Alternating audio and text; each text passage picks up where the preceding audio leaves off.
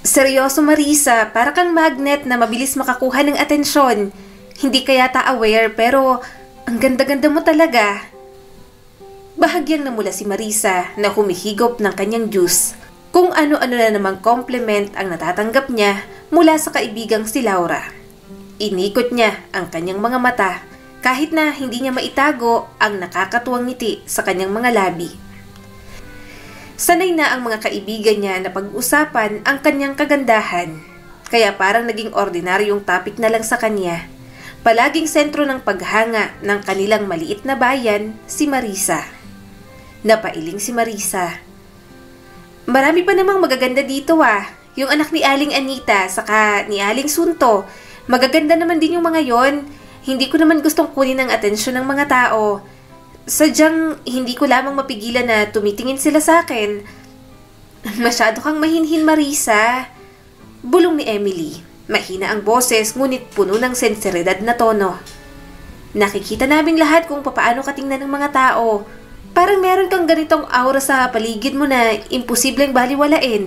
Kahit si Kuya Cesar crush ka Mahina siyang tumawa. Pati kapatid nito, nilalaglag na sa kanya.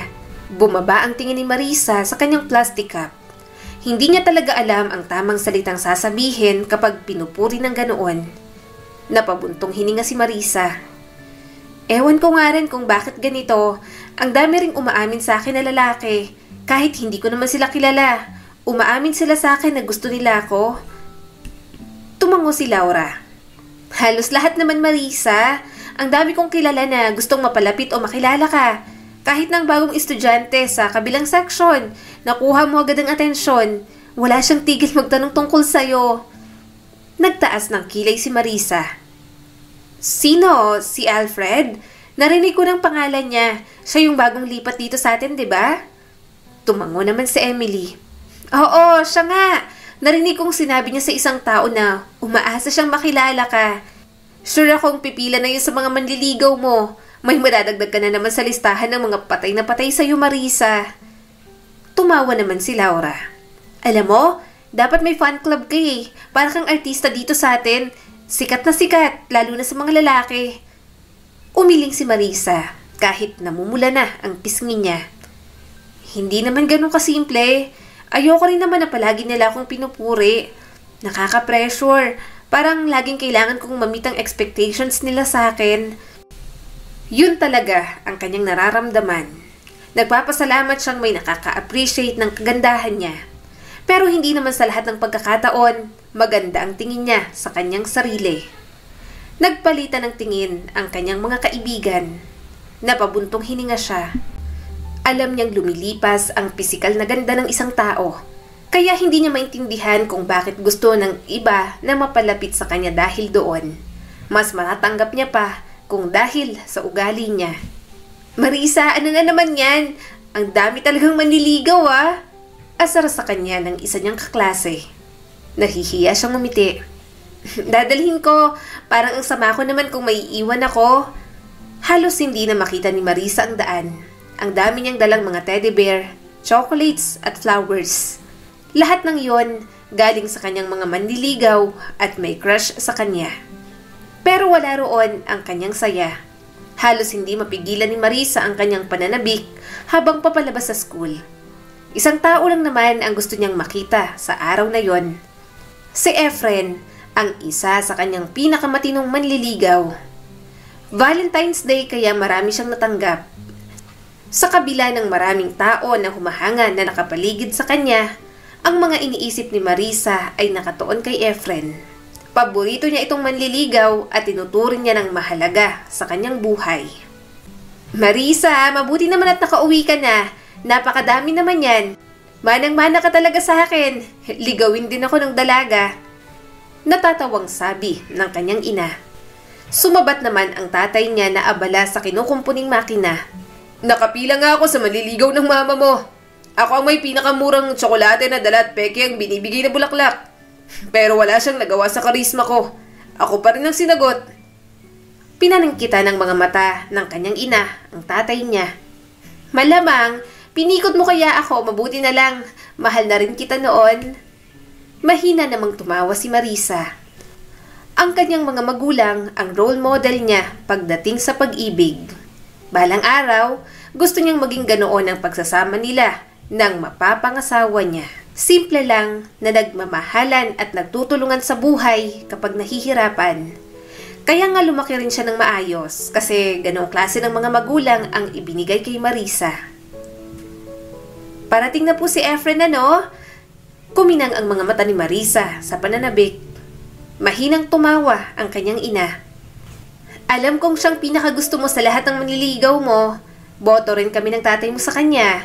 Pero huwag mo naman masyadong ipahalata. At tandaan mo unahin ang pag-aaral. Nakangiting tumango si Marisa. Ako po mama, inuuna ko naman po yon. Alam ko po ang limitasyon ko. Hindi ko po sisirain ang tiwala ninyo. Hindi naman mahigpit ang kanyang mga magulang. Malaki din ang tiwala ng mga ito sa kanya. Bukod doon, alam niya rin kung hanggang saan ang kalayaan na binigay ng mga ito. Batid niya ang dapat na gawin sa hindi. Isang mahinang katok sa pinto ang sumabad sa kanilang usapan. Bumilis ang tibok ng puso ni Marisa nang buksan iyon ng kanyang ama. Nakatayo si Efren at may ngiti sa mga labi. Mas lalong gumuhit ang ngiti sa mga labi ni Marisa. Magandang hapon, Marisa, sabi ni Efren na malumanay at puno ng pagmamahalang boses. Happy Valentine's Day. Gumanti naman ang ngiti si Marisa at uminit ang pisngi. Happy Valentine's Day, Efren. Masaya akong makita ka. Pumasok si Efren sa loob at malugod na binati ang mga magulang ni Marisa. Yun din talaga ang gusto ng binata.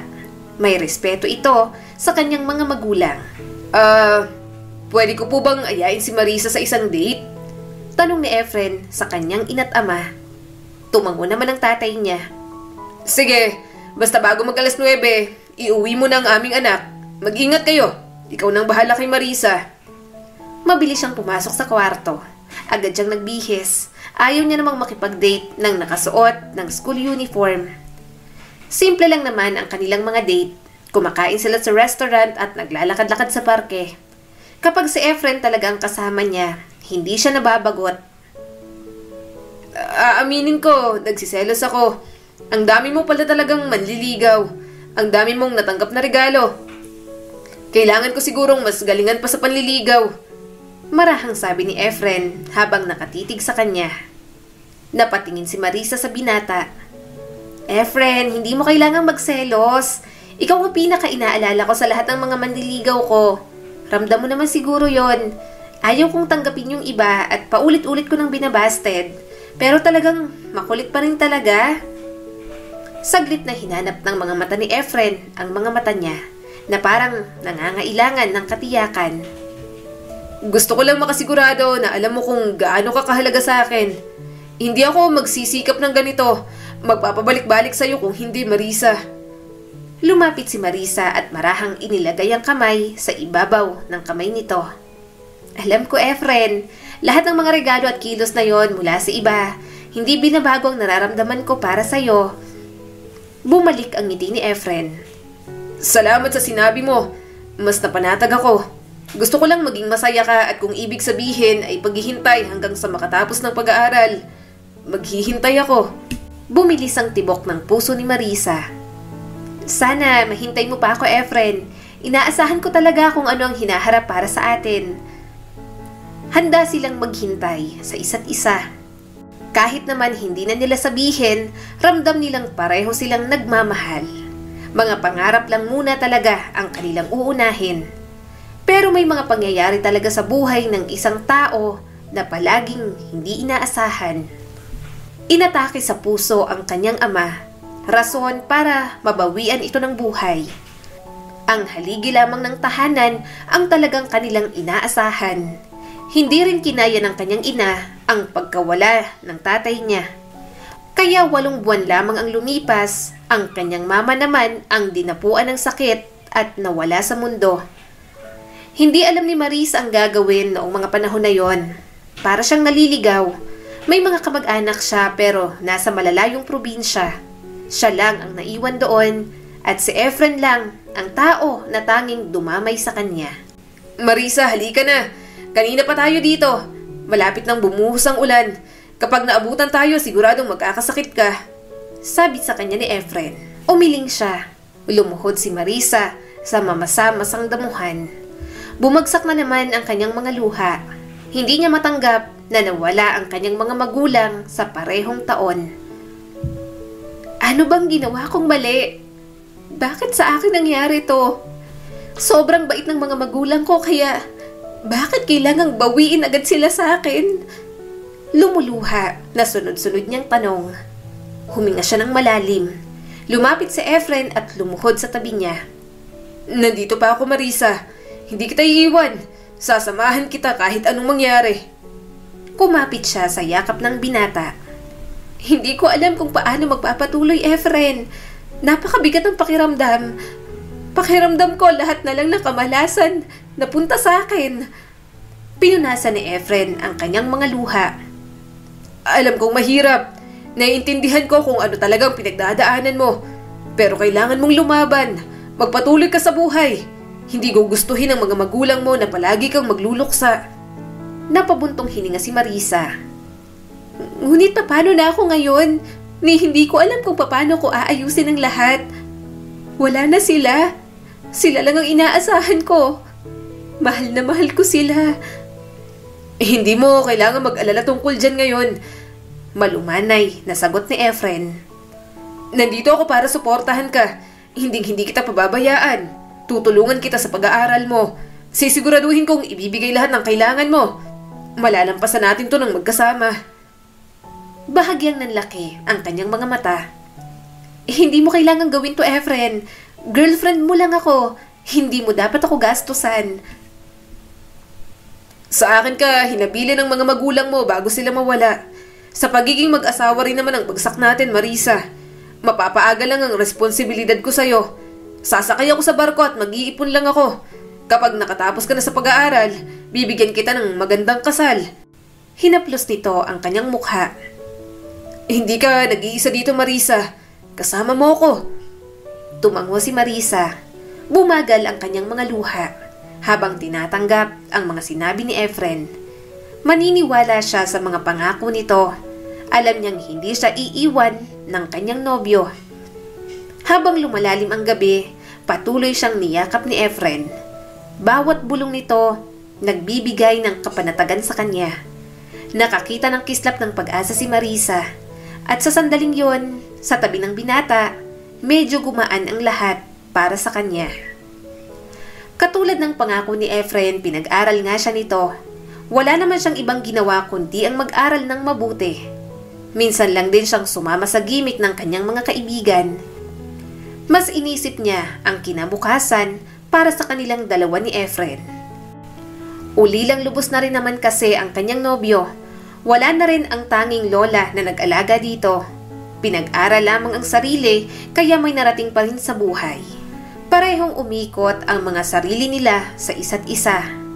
Mahal, sabi ni Efren na may matamis na ngiti sa mga labi. Dinalhan kita ng makakain. Nagliwanag ang mukha ni Marisa. Efren, hindi mo kailangang gawin to. Ano ka ba naman? Nasa kalagitnaan ako ng pag-aaral. Dapat nagpapahinga ka. Kagagaling mo lang sa pagtatrabaho sa barko. Bakasyon mo kaya magpahinga ka na sa kwarto natin. Inilapag ni Efren ang tray sa maliit na mesa sa kanyang tabi. Lahat ng paborito niyang snacks nandoon sa tray. Kahit mansanas, binalatan pa nito para sa kanya. Alam kong dapat nagpapahinga na ako, sagot ni Efren at hindi maalis ang ngiti nito. Pero gusto kong makasigurado na naalagaan kita. Wala ako rito ng ilang buwan. Ikaw lang dito at walang nag-aalaga sa'yo. Alam kong nagpapalipas ka ng gutom kakaaral mo. Kaya habang nandito ako, gusto kong asikasuhin ka. Saka hindi rin naman ako sanay na walang ginagawa. Makita kang komportable at masaya. Pahinga na para sa akin, Marisa. Tumingala si Marisa sa binata. Nambola ka pa, pero kagagaling mo lang kasi sa laot, kailangan mo magpahinga, nagtatrabaho ka rin naman para sa ating dalawa eh. Marahang umiling si Efren. Alam kong concern ka pero ayos lang talaga ako. Nandito kasama ka, nakasuporta sa'yo. Ito ang gusto kong gawin ngayon. Nagbabakasyon na ako. Ikaw nang bakasyon ko. Mas gugustuhin kong gugulin ang oras ko sa'yo dito sa bahay at kasama ka lang. Nanlambot ang mga mata ni Marisa. Nakita niyang senseridad sa ekspresyon ni Efren. Naantig ng husto ang kanyang puso. Kinain niya na agad ang hinanda nitong pagkain. Pinagsaluhan nila yon. Minsan, hinihiling ni Marisa na sana hindi na matapos ang mga sandaling katulad noon. "Salamat ha," sabi niya at may halong emosyon ng boses. "Talagang pinahahalagahan ko lahat ng ginagawa mo para sa akin. Pero alagaan mo palagi ang sarili mo kapag nasa barko ka. Ayokong nagkakasakit ka." Tumango si Efren at umupo sa isang upuan sa tabi niya. Oo naman, ikakasal pa tayo, mahal. Pero sa ngayon, ang priority ko ay siguraduhing okay ka, na makatapos ka sa pag-aaral. Napangiti si Marisa. Ang presensya ni Efren ay isang pampakalma sa kanyang stress na buhay. Pakiramdam niya, mas tumitibay palalo ang kanilang relasyon. At habang pinagmamasdan niya si Efren, ang kanyang puso ay nag-uumapaw sa pagmamalaki at pagmamahal. Pero hindi lahat ng kaligayahan sa buhay mananatiling nasa kanila. "Mela, hindi ka ba titigil?" Naiinis na tanong ni Marisa sa dalaga. Kababata ni Efren si Mela. Matagal nang may gusto ang dalaga sa kanyang boyfriend pero hindi magawang pansinin ni Efren. Siya naman kasi ang mahal ng binata. Pero ang magaling na si Mela, sobrang desperado na. Hindi siya ang tipong babaeng sumusugod pero sumusobra na talagang dalaga. Nakita niya lang naman na nagsend ito ng hubad na larawan ng sarili kay Efren. Mabuti na lang siya ang unang nakakita. Walang pakialam si Efren pero hindi naman matatahimik si Marisa. "Marisa, ano na namang problema mo?" Mataray na tanong ni Mela. Mapakla siyang tumawa. "Anong problema ko? Ikaw! Anong problema mo? Bakit ka nagsend ng mga ganong klaseng picture sa boyfriend ko? Ano, sa tingin mo, maaakit mo siya? Tumigil ka na sa pagiging desperada mo. Nakakawala ka ng respeto." Napatingin naman si Mela kay Efren. Kahit nasa harap siya, panay pa rin talagang pang-aakit nito sa kanyang nobyo. Kung hindi lang talaga siya hinahawakan ni Efren, baka nahila niya na ang buhok ng babaeng nasa harap niya. "Ilang beses nang sinabi sa iyo ni Efren na wala siyang interes sa'yo. Ano bang hindi mo maintindihan doon? Napaka-desperada mo. Kung ano-anong ginagawa mong pang-aakit sa boyfriend ko." Galit na sigaw ni Marisa. Kuyom ang mga kamao ni Mela. "Ang kapal din naman ang mukha mo, Marisa. Ako ang nauna kay Efren. Magkababata kami. Matagal na kaming magkakilala. Dumating ka lang, nasira ng lahat. Pinilit mong piliin ka niya." Mapaklang tumawa si Marisa. "Pinilit? Saan bandang pinilit ko si Efren? Siya ang nanligaw sa akin. At saka, huwag mong isisi sa akin na para bang simula pa lang, mahal ka na ng boyfriend ko.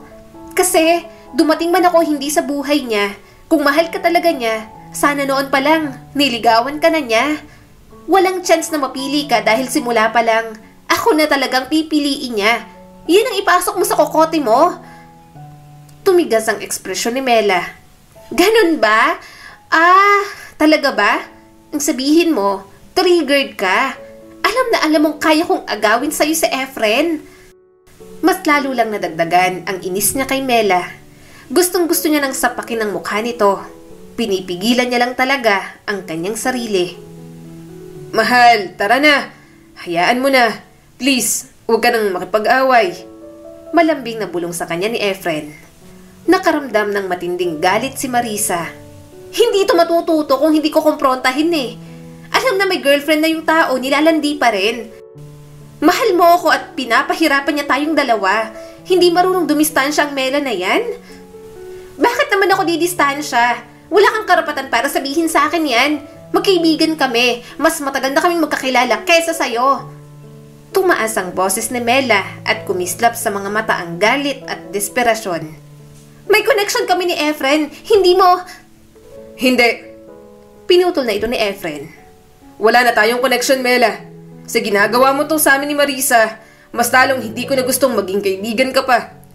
Paulit-ulit ko nang sinabi sa'yong hindi kita kayang mahalin, na hanggang kaibigan lang ang turing ko sa'yo. Hiniling ko sa'yo na huminto na. Magkasama na kami ni Marisa at kalaunan ay magpapakasal na. At kailangan kong igalang mo yon. Namulang mukha ni Mela sa magkahalong gulat at galit. Efren, paano mo siya mas kayang piliin kaysa sa akin? Wala akong ibang ginawa kundi maging tapat sa nararamdaman ko sa'yo. Naningkit ang mga mata ni Efren. Si Marisa ang pipiliin ko dahil siya ang mahal ko. Nakatuon ang pansin ko kay Marisa. Nilinaw ko na. Nakikiusap na ako sa'yo. Huwag mong sirain ang relasyon naming dalawa. Halos magmakaawa na si Mela kay Efren. Hindi mo naiintindihan. Efren, nandito ako para sa'yo noong mga panahong wala kang makapitan. Ako ang umalalay sa'yo. Mahal na mahal kita. Please, Efren, ako na lang. Hindi ko kaya. Ako na lang ang piliin mo. Tiningnang mabuti ni Marisa si Mela. Alam niyang masakit para dito na hindi piliin ng taong labis nitong minamahal. Pero mahal niya rin si Efren at siya rin ang pinili ng binata. Kung mahal talaga nito ang kanyang boyfriend, dapat hayaan itong maging masaya ang binata. Kaya ni Marisa ang magmahal at magparaya, pero kapag alam niyang may laban siya, inilalaban niya talaga. Kung magkapalit sila ng sitwasyon ni Mela, magpaparaya siya para sa taong mahal niya. Kung hindi siya ang piliin, susuko siya at hindi na maghahabol pa. Mas magiging magaan ang pakiramdam niya kung makikita niyang sasaya sa ibang tao ang taong mahal nito. Umiling si Efren. Walang espesyal sa lahat ng yun, Mela. Purong pagkakaibigan lang ang turing ko sa'yo. Delusional ka na. Ilang beses ka nang lumampas sa linya mo. Hindi mo ko pag-aari. Punong-puno ng luha ang mga mata ni Mela at tumingin sa kanya. Ano? Masaya ka na? Sa tingin mo, napaka-perpekto mo? Ako dapat ang kasama ni Efren. Akin siya. Hindi, Mela. Tama na. Sabi ni Efren at humakbang pasulong. Kailangan mong tandaan itong sasabihin ko. Ayokong maging marahas sa'yo. Gusto kong dahan-dahanin ka. Pero sobra ng ginagawa mo sa relasyon namin ni Marisa. Wala kang karapatan sa akin. Pinili ko siya at kailangan mong igalang yon. Ang pagkahumaling na ito na mayroon ka sa akin, hindi na patas at nakakatakot na. Namula ang mukha ni Mela sa galit. Sa tingin mo, kaya mo akong itaboy ng ganito? Kung hindi ka magiging akin, hindi ka rin magiging sa kanya, Efren. Tumigil ka! Bulalas ni Marisa. Gumagawa ka ng eksena. Si Efren ang pumili at hindi ikaw. Mag-move on ka na. Tumalikod ito at humakbang papalayo. Huminga ng malalim si Marisa. Niyakap naman siya ni Efren. Pasensya ka na. Hindi ko na talaga alam kung anong gagawin ko sa kababata ko na yon. Marahang sabi nito sa kanya. Tumango naman si Marisa. Ayos lang, naiintindihan ko. Wala kang kasalanan, hindi kita sinisisi. Kailangan lang nating maging matatag kahit anong mangyari. Wala siyang problema sa kanyang mismong boyfriend, pero sa mga taong nakapaligid dito, puro na lang problema. Gayunpaman, ganoon din naman siya. Mas madalas pang ang magselo si Efren. Subalit nakokontrol naman ito ang sariling emosyon at malaki din ang tiwala sa kanya. Lumipas ang mga taon, naging okay naman ang kanilang pagsasama. Hanggang sa nakatapos na rin naman si Marisa ng pag-aaral. Sa sunod nitong baba sa barko, nagplano na sila para sa kasal. Wala na siyang mahihiling pa, ganap na silang mag-asawa. Sobrang dami nilang pinagdaan ng lungkot, pighati at saya, pero kinaya nilang dalawa. Sila pa rin talaga, hanggang dulo. Hindi ako makapaniwala, mahal. Kasal na talaga tayo. Matatawag na kitang misis ko. Malambing na saad sa kanya ni Efren. Pangako ko sa'yo, ibibigay ko ang maganda at masayang pamilya. Maaga akong naulila at wala na rin ang mga magulang mo. Kaya ang gusto kong bubuuin nating pamilya, maging masaya at matatawag talaga nating pareho na tahanan nating dalawa. Napangiti si Marisa. Gusto niya rin yon. Ganon din ang kanyang pangarap.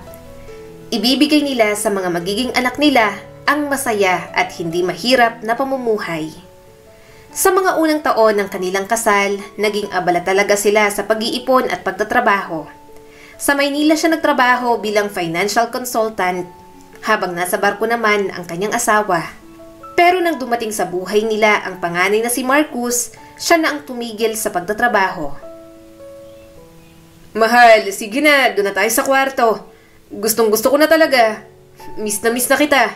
Paglalambing sa kanya ni Efren at halos hilahin na siya sa kwarto nila. Natatawa namang sinaway niya ang asawa. Hoy, tumigil ka. Gising pang anak natin, no? Walang magbabantay kung pareho tayong nasa kwarto. Mamayang gabi na nga. Alam kong miss mo na dahil ilang buwan ka na sa barko. Pero mamaya na, magtiis ka muna. Mas lalong umungot si Efren at yumakap sa kanya. Gusto ko na talaga ngayon.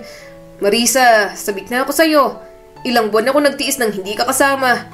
Tapos, ayaw mo pa akong pagbigyan ngayong nakauwi ako. Gusto ko namang masundan niyang si Marcus. Ayaw kong malungkot ang anak natin. Gusto ko, may kapatid siya. Siguro, gawa pa tayo ng dalawa. Kaya sige na, tara na. Mas lalong lumakas ang tawa ni Marisa. Sige na nga, pero patulugin mo muna si Marcus. Mabilis pa sa kabayong tumayo si Efren.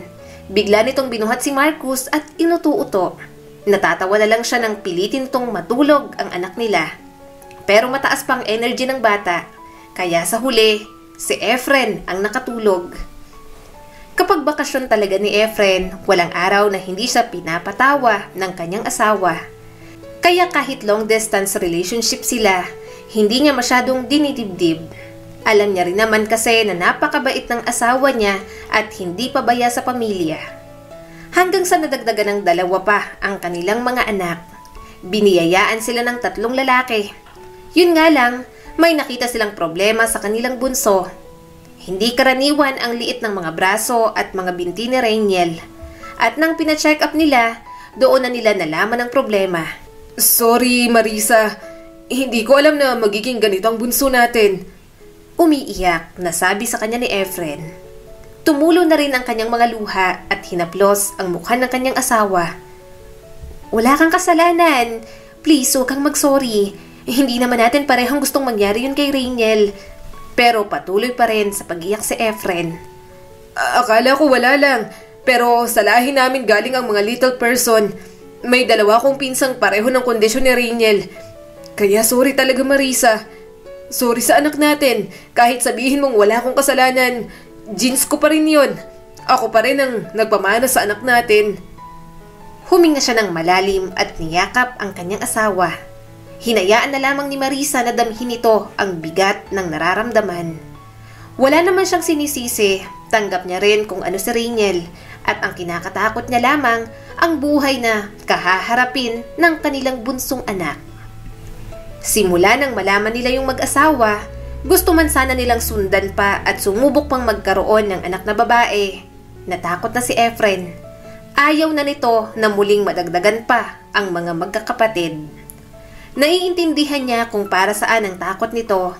Subalit kahit anong problemang dumating sa kanila, pinilit pa rin nila ni Efren na maging masaya kasama ang kanilang mga anak. Birthday mo ngayon, mahal. Anong gusto mong gawin natin ngayong araw? Tanong ni Marisa sa kanyang asawa. Sinapo nito ang ulo. Bumangon naman siya at biglang nag-alala. Ayos ka lang ba? Tumango naman ito at pinilit na ngumiti. Ayos lang. Bigla lang sumakit ang ulo ko. Huminga ng malalim si Marisa. Bababa ako, dito ka na lang muna at magpahinga. Magluluto na ako. Pagkababa niya, nakita niya agad ang kanyang mga anak. Sobrang aga pa pero naglalaro na ang mga ito. Nang matapos, bumalik siya sa kwarto nilang mag-asawa. Habang tinutulak niya ang pinto ng kwarto, takot ang bumalot sa kanya. Nakahiga si Efren sa sahig, nakabaluktot ang katawan nito. Sobrang daming pulang likido ang isinusuka ng kanyang asawa. Mabilis siyang lumapit dito at nanginginig na hinawakan ng likod. Efren! Diyos ko, anong nangyayari sa'yo? Nanginig sa takot ang boses ni Marisa. Lumuhod siya sa tabi nito. Ang bilis ng tibok ng puso niya. Maputla at basang-basa ng pawis ang mukha ni Efren. Nakakakilabot ang nakikita niyang kalagayan nito. Marisa, sobrang sakit! Malakas na sigaw ni Efren. Nabalot siya ng takot at kinapa niya ang kanyang cellphone. Nanginginig ang kanyang mga kamay habang idinadayal ang numero para sa mga malalapit na kaibigan nila ni Efren na nakatira lang sa malapit. Please, Sagutin niyo. Bulong niya at marahang inalalayan ang ulo ni Efren. Hello? Narinig niyang boses ni Laura. Laura, si Marisa to. Kailangan ko ng tulong niyo ng asawa mo. May nangyari kay Efren. Nasa sahig siya at sumusuka. Hindi ko alam kung anong gagawin ko. May halong gulat at desperasyon ng boses niya. Kailangan ko ng tulong. Ngayon na. Please, bilisan niyo. Sumagot agad si Laura. Sige, pupunta kami agad. Kumalma ka lang. Tinapos na ni Marisa ang tawag at ibinalik ang atensyon kay Efren na halos mawala na ng malay. Hinawakan niyang kamay nito. Sinusubukan niyang panatilihing alerto ito at kausapin kahit na punong-puno ng luha ang kanyang mga mata. Efren, samahan mo ko. Please, laban lang. Parating ng tulong. Kaunting tiis pa. Tatanggalin natin kung anong masakit sa'yo. Umiiyak na sabi ni Marisa. Mabagal ang pag-uusad ng mga minuto habang naghihintay. Gulat na gulat din ang kanyang mga anak sa nakita ng mga ito. Pero inutusan niya ang tatlo na pumasok sa kwarto. Siguradong matatakot lang ang mga bata sa nangyari sa kanyang asawa. Maya-maya ay dumating na rin si Laura at ang asawa nito. Naiwan ang kanyang mga anak sa kanyang mga kaibigan. Kaya siya at ang lalaki ang nagdala kay Efren sa ospital. Pero ang sakit na akala ni Marisa na malulunasan kaagad, magsisilbing bangungot at sumpa sa pamilyang pinangarap nilang dalawa. Pinaglalaroan ni Marisa ang kanyang mga daliri, labis ang kanyang kaba at pag-aalala habang naghihintay sa doktor. Gusto niya na talagang malaman ang kalagayan ng kanyang asawa. Doc, kumusta po si Efren? Ano po ba talagang meron sa kanya? Tanong ni Marisa sa doktor. Huminga ito ng malalim. Mrs. Ramirez, na-review ko na ang mga test ng mister mo. Medyo komplikado ang kanyang kalagayan. Parang non-functional ang buo niyang system sa bahaging ito ng tiyan niya. Ibinukod namin ang ilang karaniwang mga sanhi, ngunit ang kanyang mga sintomas ay hindi akma ng maayos sa anumang karaniwang diagnosis. Nanlaki ang mga mata ni Marisa. Non-functional? Diretsuhin niyo na po ako. Ano po ba talaga ang sakit ng asawa ko? Huminga ng malalim ang doktor. Ibig sabihin, may problema sa katawan ng mister mo at hindi nagpa-function. Pero hindi man lang naapektuhan ng iba. Ang nangyari sa kanya, seryosong kondisyon na talaga. Pero hindi namin matukoy kung anong eksaktong sakit o kondisyon ang nagdudulot nun. At asahan mo, matagal siyang pahihirapan ng sakit na to kung tama ang diagnosis ko. Mas lalo siyang kinabahan. Hindi natanggal ang takot na kanyang nadarama para kay Efren. Hindi siya mapapanatag na hindi nagiging maayos ang kalagayan ng kanyang asawa. Naramdaman ni Marisa ang lamig na dumadaloy sa kanyang mga braso. So, ano pong dapat namin gawin para kay Efren? Tiningnan siya ng doktor. Dahil sa pagiging komplikado, nire-recommenda kong humingi kayo ng second opinion at sa mas specialized talagang sakit ng asawa mo. May mga espesyalista sa ibang ospital na maaring mag-alok ng ibang insight o test na maaring makatulong na linawin kung ano ang nangyayari sa asawa mo. Tumango si Marisa nang makalabas siya para siyang nakalutang. Gayunpaman, ginawa niya pa rin ang bilin sa kanya ng doktor. Kailangan niyang magpakatatag para kay Efren. Pero katulad ng mga naunang tumingin sa kanyang asawa, hindi rin malaman ng mga ito kung ano ang sakit ni Efren. Nakikiramay ang ekspresyon ng doktor habang inaabot kay Marisa ang listahan ng mga gamot. Sa ngayon, ang focus ay matanggal ang sakit na nararamdaman ng asawa mo. Nagreseta ako ng mga gamot para makatulong na makontrol ang mga sintomas at gawing komportable siya hanggat maaari. Minsan talaga may mga rare conditions na mahirap alamin, lalo na kung kaunti pa lang ang pag-aaral. Kinuha ni Marisa ang reseta. Salamat po, Doc. Pag-alis niya sa klinik, napaupo siya sa nakita niyang upuan. Nanghihina ang mga binti ni Marisa. Nangingilid ang kanyang mga luha at sobrang bigat na rin ng kanyang kalooban. Wala siyang makuhang sagot sa kalagayan ni Efren. Nauubos na rin ng paunti-unti ang mga ipon nila sa pabalik-balik sa pagpapaospital ng kanyang asawa. Alam niyang kailangan niyang manatiling matatag para dito. Subalit parang madilim at hindi mapakali ang daan sa buhay nilang mag-asawa. Hindi niya na alam kung ano ang kanyang gagawin. Mas lalo pa siyang nadudurog sa bawat araw kapag nakikita niya si Efren na nanghihina. Marisa, nag-aalala kami ng husto para sa'yo, sabi ni Laura at puno ng simpatya ang boses. Kamusta ka na ba? Alam naming nahihirapan ka na. Napatingin si Marisa kay Efren. Nasa duyan ito sa may terrace nila. Mas komportable kasi ito roon kaysa sa kama. Sobrang payat na ng kanyang asawa. Lahat ng kinakain nito parang hindi tinatanggap ng katawan ng lalaki. Tuwing kakain, dediretso agad ito sa banyo na para bang hindi tinutunaw ng katawan ang pagkain nito. Naglapag ng pagkain si Emily sa lamesa. Nagdala kami ng pagkain para sa inyo. Nakita naming naglalaro ang mga anak mo sa labas. Hindi niya magawang magtrabaho. Walang ibang magbabantay sa kanyang mga anak. Wala ring mag-aasikaso kay Efren. Halos lahat ng ari-arian nila na ibenta niya na para lang may mapanggasto sila. At nahihiya na rin si Marisa sa kanyang mga kaibigan. Nababaon na siya sa utang. Pilit nang umiti si Marisa. Okay lang ako. Huwag kayong mag-alala. Tiningnan niyang mabuti ang mga kaibigan niya. Parang sobrang blooming ng mga ito sa buhay may asawa. Siya lamang siguro ang hindi. Nakatapos siya ng pag-aaral pero hindi niya magawang magtrabaho. Maliit pa ang kanyang mga anak. Bukod doon, naging bugnutin na rin si Efren simula nang magkasakit. Siya lang talaga ang nakakaunawa. Nagpalitan ng tingin sina Laura at Emily. Mukhang hindi ka okay, Marisa. Pumayat ka at halatang pagod na pagod. Natulog ka pa ba?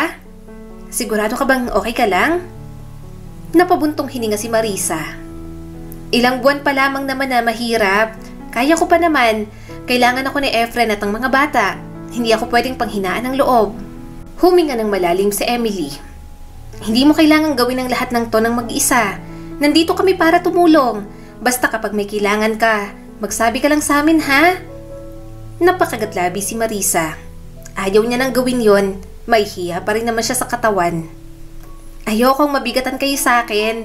Hindi niyo naman ako responsibilidad, sabi ni Marisa at halos pabulong na ang boses. Marahang pinisil ni Laura ang kanyang balikat.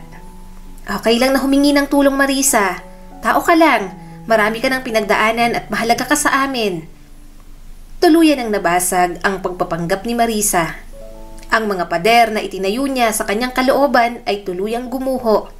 Bigla na lang umagos ang mga luha sa kanyang mukha. Ang kanyang mga kaibigan ay sumugod sa kanyang tabi at mahigpit siyang niyakap. Pagod na ako. Nabulunan si Marisa sa pagitan ng mga hikbi. Sinusubukan kong maging malakas pero hindi ko kayang makipagsabayan sa lahat. Napakahalubhan ng kalagayan ni Efren at ang mga anak ko. Kailangan ko pa rin silang alagaan dahil mga bata pa. Hindi ko alam kung hanggang kailan ko ito magagawa. Parang ako na yung unang susuko sa amin ni Efren. Nangilid ang mga luha ni Laura. Mas marami kang ginagawa kaysa sa hinihiling ng sino man sa'yo. At okay lang na mapagod. Okay lang na aminin na kailangan mo ng pahinga. Nandito kami ni Emily para sa'yo at tutulong kami sa abot ng aming makakaya.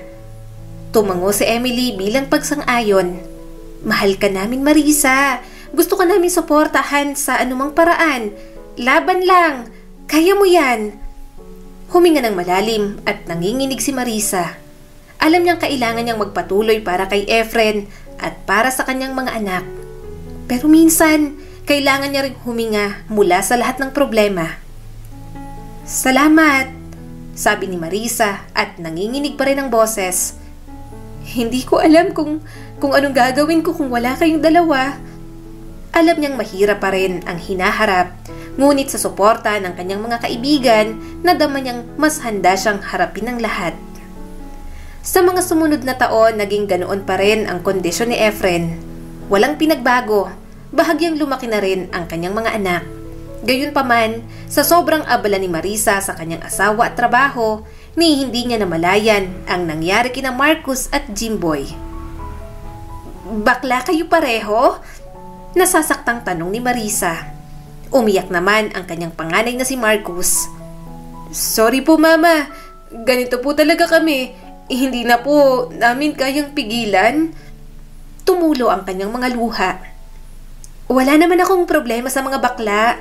Tanggap ko kayo kahit sino pa kayo o kung anong pagkatao ninyo. Pero natatakot ako. Pareho kayong bakla ni Jimboy tapos si Bunso, little person. Kapag kinutya kayo ng mga tao, ako ang pinakaunang masasaktan para sa inyo. Nanay niyo ko eh. Umagos na rin ang luha ng kanyang mga anak. Hindi na nagsalita ang mga ito. Baon sila sa utang sa lugar nila. Sobrang dami niya nang naririnig na chismis tungkol sa kanilang pamilya. Kaya ang malamang bakla pa ang dalawa niyang anak. Hindi man problema para sa kanya, mabigat pa rin dahil alam niyang kahaharapin ng mga ito ang panghuhusga. Nabalitaan mo na ba yung tungkol dyan kay Marisa? Tanong ng isang tendera sa palengke. Mga bakla pa lang mga anak, hindi lang isa, dalawa pa. Kung makatili sa liga kahapon, parang malalaglagan ng mga panty mga brief naman ang suot. Binilisan ni Marisa ang pagpili sa mga gulay na gusto niyang bilhin. Akala yata ng mga ito, hindi niya naririnig ang mga pinagchichismisan. Nagtanong ang isang tendera, "Ha?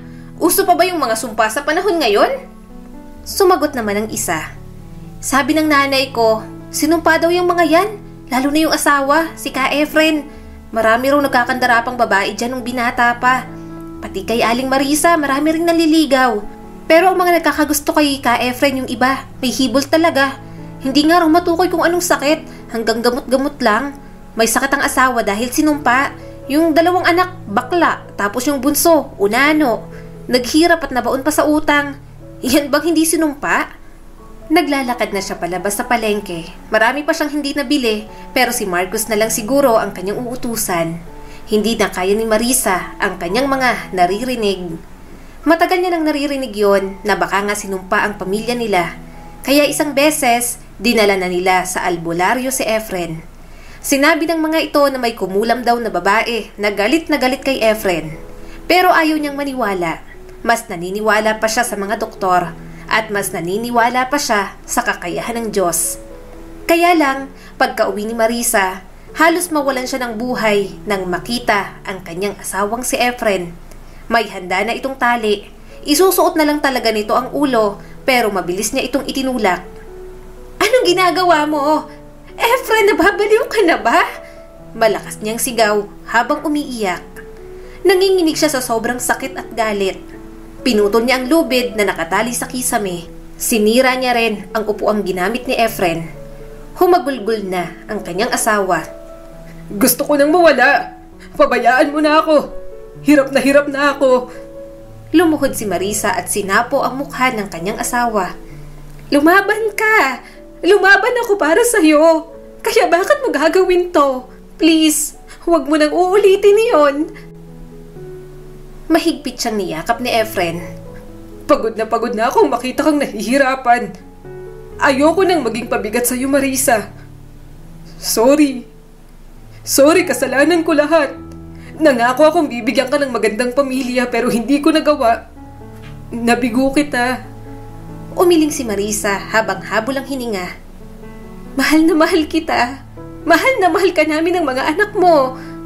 Parang awa mo na. Hindi pa kami sumusuko sa'yo. Kaya huwag kang sumuko sa sarili mo.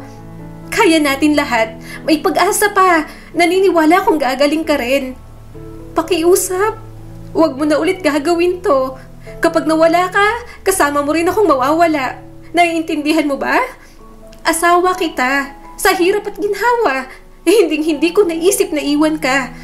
Kaya huwag mo akong iwan ng ganito. Hindi sa ganitong paraan. Mas lalo niyang niyakap si Efren. Napapagod siya pero hindi pa siya sumusuko. Paulit-ulit siyang humihiling sa Diyos na sana matapos na lahat. Na pagsubok lang ang lahat ng nangyayari sa kanilang pamilya. Umaasa siya na isang umaga, magising pa rin siya at sa isang iglap, muling maging maayos na ulit ang kanyang buhay kasama ang mga taong mahal na mahal niya. Napatulog niya na rin naman ang kanyang asawa. Nakatulugan na ni Efren ang pag-iyak. Niyakap niya na lamang ito kahit ang mga anak nila tahimik lang.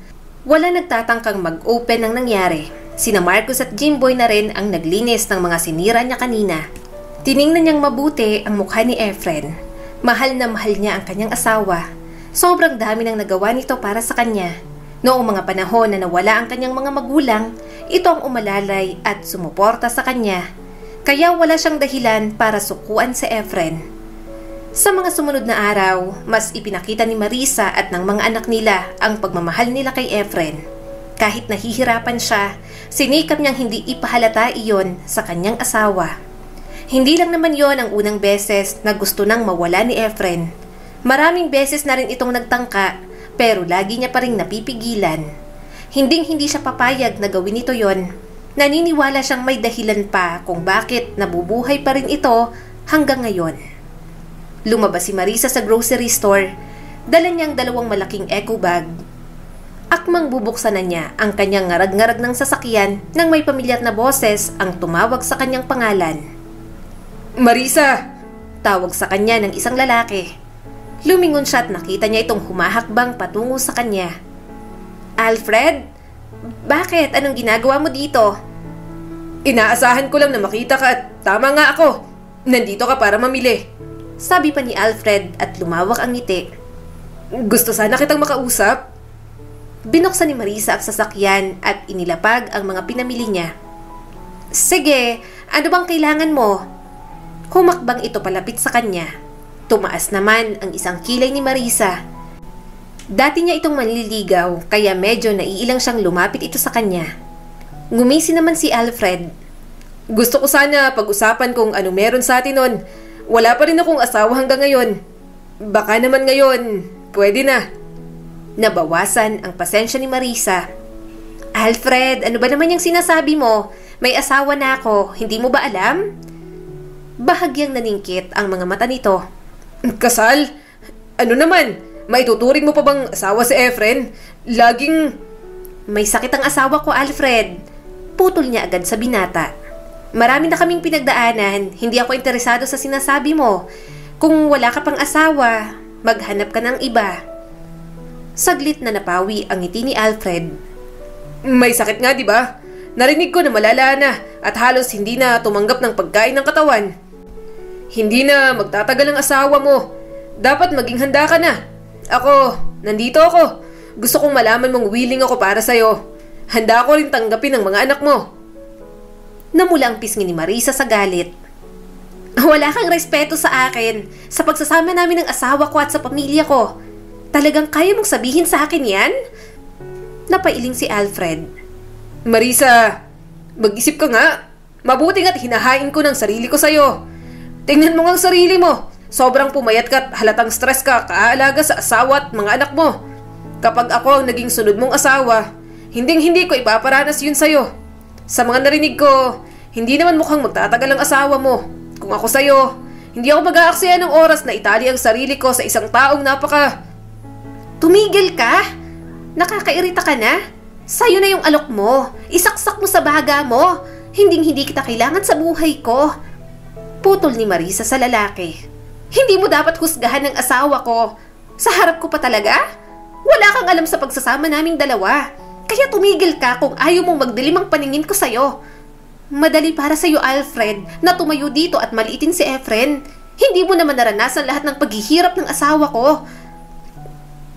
Bumaha ang iritasyon sa mga mata ni Alfred. Ngunit kung siya'y talagang may sakit at hindi na magtatagal, tulad ng sinasabi nila, hindi mo ba naisip na oras na para mag-move on? Deserve mo yung taong kayang alagaan ka. At sino? Ikaw? Ipakain mo na lang ako sa pating dahil hinding-hindi kita papatulan. Huminga ng malalim si Marisa. Karapat-dapat ako sa isang taong gumagalang sa mga desisyon ko at sa aking pamilya. At si Efren lang yun. Ayoko sa isang taong ginagamit ang sakit ng asawa ko para purihin ang sarili niya. Kahit na hindi nakayanin ni Efren, walang pagkakataon na isipin kong makasamang katulad mo. Gunggong ka? Dumiin ang ekspresyon ni Alfred. Anong sinabi mo? Napailing si Marisa. Tapos na ako sa usapan na to. Please, lubayan mo na ako. Ayoko na namang maging pulutan ng tsismisan at makarating ito sa asawa ko. Tumalikod siya at sumakay sa kanyang sasakyan. Pinakaayaw niya pa naman sa lahat ay ang insultuhin ang kanyang asawa. Focus lang talaga siya kay Efren at sa kanilang mga anak. Pagkarating sa bahay, nawala ang init ng kanyang ulo nang maabutang nagwawalis ng bahay si Efren. Bigla siyang napangiti. Aba, naglilinis ang asawa ko ah. Nilapag ni Marisa ang mga pinamili niya sa lamesa. Dahan-dahan itong lumapit sa kanya at dumampi ang mga labi nito sa kanyang pisngi. Wala akong magawa. Hinihintay kita. Mas lalong gumuhit ang ngiti sa mga labi ni Marisa. Ilang araw niya nang napapansin yon. Umaatake ang sakit ni Efren pero may mga pagkakataon na nakikita niyang masigla ito. At kapag kumakain, hindi na ito katulad noon na parang ayaw tanggapin ng katawan. Ang sweet mo naman, bakit parang ibang aura mo ngayon? Masayang tanong ni Marisa. Napangiti naman si Efren at dahan-dahan siyang hinila. Happy anniversary, mahal. Nangilid ang mga luha ni Marisa hanggang sa tumulo na yon sa kanyang pisngi. Sa ilang taong nakikipaglaban sa sakit si Efren, parang nawala na rin ito sa kanya. Kahit mga espesyal na okasyon, parang kasalanan ng ipagdiwang. Kaya ngayong naalala ni Efren at gusto nitong magdiwang sila, labis na pinahahalagahan ni Marisa. Magluluto ako para sa inyo ng mga bata. Medyo nahihirapan pang sabi ni Efren. Bumaha agad ang pag-aalala sa mukha ni Marisa. Ha? Wag na, baka mapagod ka. Umupo ka na lang. Umiling si Efren. Gusto kong pagsilbihan kayo. Huminga siya ng malalim. Sige, pero aalalayan pa rin kita. Ang taas ng energy mo ngayon na. Mahinang tumawa ang kanyang asawa. Natawa na lang din siya. Tinulungan niyang magluto si Efren. Hinayaan niyang kumilos ito. Pero kapag napapansin niya nang napapadaing ito sa ginagawang malaking kilos, siya na ang nagtutuloy. Gayunpaman, ayaw nitong sumuko. Gusto nitong tapusin ang pagluluto, kaya nang matapos, pawis na pawis ito kahit hindi naman mainit. Tinanggal niya ang shirt ng kanyang asawa. Papalitan kita ng damit, pawis na pawis ka na. Tumingin siya sa kanyang mga anak na nasa sala. Mga anak, maghain na kayo para pagbalik ko makakain na tayo. Kumilos naman ang mga ito sa kanyang utos. Kumuha siya ng maaliwalas na damit ni Efren. Nang bumalik siya, binihisan niya agad ang kanyang asawa. Titig na titig naman ito sa kanya. I love you, Marisa. Napangiti siya at inayos ang buhok ni Efren. Mahal din kita. Niyakap nito ang kanyang bewang kaya mahina siyang tumawa. Inasar na sila ng kanilang mga anak, kaya nahiya siya kaagad. Minsan lang maging sweet ang kanyang asawa simula noong nagkasakit ito, kaya dadamhin niya talaga. Sabay-sabay silang kumain, masaya sila ng araw na yon. Pero kinagabihan, alam niyang sinisingil na naman iyon sa katawan ni Efren. Panay ang himas ni Marisa sa likod ng kanyang asawa. Sinusukan nito lahat ng kinakain. Nadudurog ang kanyang puso at maiiyak na. Pero habang nasa likod siya ng kanyang asawa, tahimik siyang umuusal ng panalangin. Panalangin na sana tanggalin na lahat ng may kapal ang sakit na nararamdaman ng minamahal niyang asawa. At sa lahat ng kanyang dalangin, hindi man binigay agad, unti-unting binigay ng Diyos sa kanila. Nang magpa-check up ulit si Efren, nalaman nilang unti-unti na ulit umaayos ang kalusugan nito. Talaga po, Dok? May improvement na po ang kalagayan ni Efren? Naluluhang tanong ni Marisa. Tumango ang doktor at manghang-mangha. Ang hirap ipaliwanag. Tingnan nyo rito sa screen ng test niya. May improvement. Unti-unting bumabalik sa dati ang lahat. Alam kong hindi ito kaya ng gamot lang. Kahit ang siyensya mahihirapang ipaliwanag ang biglaang pagbabagong ito. Mukhang gumagawa ng himala ang Diyos sa asawa mo, Mrs. Ramirez. Humigpit ang hawak ni Efren sa kanyang kamay. Nginitian niya naman ang kanyang asawa. Hindi na nito kailangang matakot. Mas nagkakaroon siya ng pag-asa. Alam niyang hinding-hindi sila pababayaan. Nang umalis sa klinik, dumaan muna sila sa chapel. Nakita niya kung papaanong umiyak si Efren. Naririnig niya bawat hiling na binibigkas nito. Parang awa niyo na po. Bigyan niyo pa po ako ng mahabang oras sa mundo. Gusto ko pa pong makasamang mag-iina ko. Gusto ko pa pong bumawi sa kanila. Bigyan niyo po ulit ako ng pag-asa. Hinding-hindi ko po sasayangin yun. Diyos ko, parang awa niyo na po. Hindi ko pa po kayang iwan ng pamilya ko. Gusto ko pang lumaban. Umiiyak na bulong ni Efren. Bahagyan niya itong niyakap. Nanginginig ang mga balikat ng kanyang asawa sa labis na pag-iyak. Napapikit si Marisa. Damang-dama niya ang kagustuhan ni Efren na mabuhay pa ng matagal. Dahil sa tuloy-tuloy na pag-ayos ng kondisyon ni Efren, hindi na rin ito mahirap alagaan. Kaya na rin itong alagaan ng kanilang mga anak. Para tuluyang makabangon sa buhay, naghanap ulit ng trabaho si Marisa. Nag-ipon siya para makapagbayad ng mga utang nila. Nang may matira, ginamit niya para magkaroon ng maliit na tindahan sa kanila. Doon man lang makuha nilang pang-araw-araw na gastusin. Natutuwa rin naman ang kanyang asawang magbantay sa tindahan. Mas nararamdaman nitong may silbi ito sa pamilya. Gusto mo ng masahe, mahal? Tanong ni Efren sa kanya. Pagod siyang tumingin dito. Ha? Anong masahe? Wag na, ayos lang ako. Baka mapano ka pa. Ngumiti naman sa kanya si Efren. Okay na naman ako. Hindi na ako katulad ng dati na sobrang hina. Sige na, hayaan mo na akong pagsilbihan ka. Alam kong pagod na pagod ka sa trabaho mo sa Maynila. Napangiti si Marisa at hinayaan na lamang ang kanyang asawa. Parang biglang bumalik si Efren na maalaga at maasikaso sa kanya. Hanggang sa bumalik na talaga ang dating sigla nito. Bumalik na rin ang dating katawan ng kanyang asawa. Labis na nga kung makipagkulitan sa mga anak nila. Sa mga lumipas na taon, ang maliit nilang tindahan naging grocery store na. Alam niyang gustong bumalik ni Efren sa pagiging seaman, pero simula nang magkasakit ito, mas inisip na nito ang oras kasama ang pamilya. Ang bahay nilang nawala ng saya noon, bumalik na ulit at punong-puno na ng buhay. Akala ko hindi na kayo magkakaroon ng anak. May pa-baby shower pa. Ilang taon na kayo? Humabol pa itong si parang Efren. Sabi ng kaibigan niyang si Laura. Tumawa naman si Emily. Nako, miracle baby yan panigurado. At ang laki ng agwat sa tatlo ninyong mga anak ha. Siguradong prinsesa na prinsesa ang turing dyan sa bunso nyo. Minomonitor nyo naman ang pagbubuntis ni Marisa, no? Tumango naman agad si Efren at hinimas ang kanyang umbok na tiyan. Oo, ayaw ko rin namang magkaroon ng risk. Ilang taon na rin kasi si Marisa. Ayaw kong magkaroon ng problema ang mag-iina ko. Napangiti si Marisa. Babae ang magiging anak nila. Para sa kanya, miracle baby yon, hindi dahil sa edad nila, kundi miracle baby dahil pakiramdam niya, ito rin ang bunga sa lahat ng pinagdaanan nilang hirap bilang mag-asawa. Lahat naging excited sina Marcus at Jimboy na parehong may mga trabaho na, halos magpayabangan sa pagbili ng mga damit sa bunso sa pamilya. Kahit hindi pa lumalabas, mga malalaking dress at mga girly things ang binibili. Mga bakla ang dalawa kaya alam na alam ng mga itong mag-pamper ng babae.